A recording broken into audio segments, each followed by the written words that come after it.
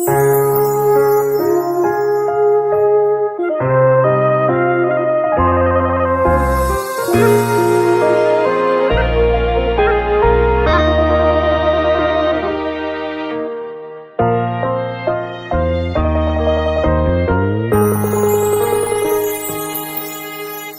ន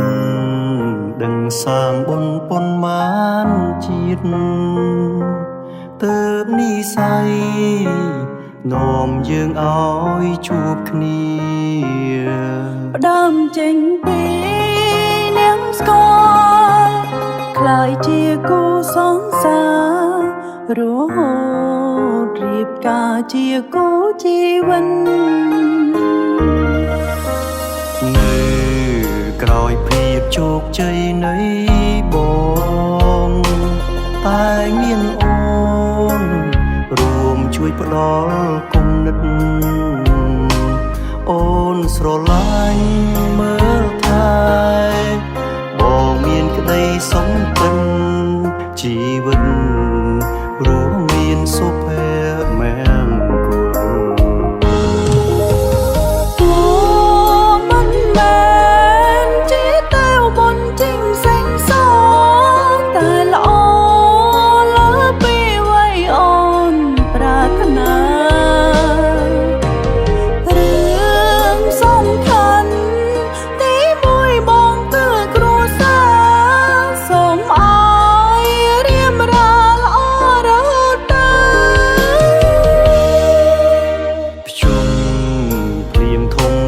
ឆ្លងរួមគ្នា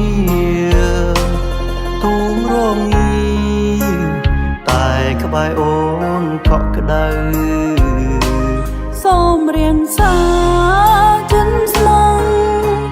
ឲ្យល្អតកូនចៅទុំនៅ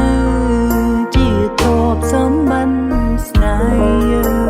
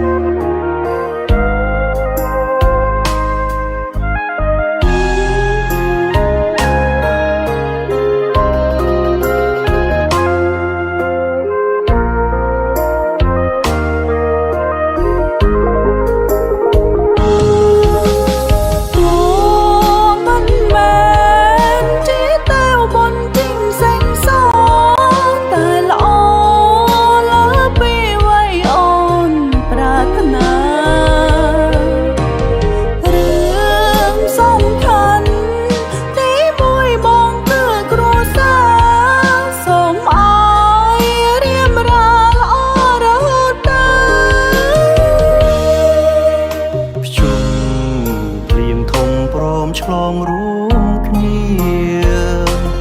ទូងរងងាតែក្បែរអូនកក់ក្ដៅសូមរៀងសាចិនស្មងឲ្យល្អតកូនចៅទុំនៅជាទ្រព្យសម្បត្តិស្នេហ៍ទុំនៅជាទ្រព្យសម្បត្តិស្នេហ៍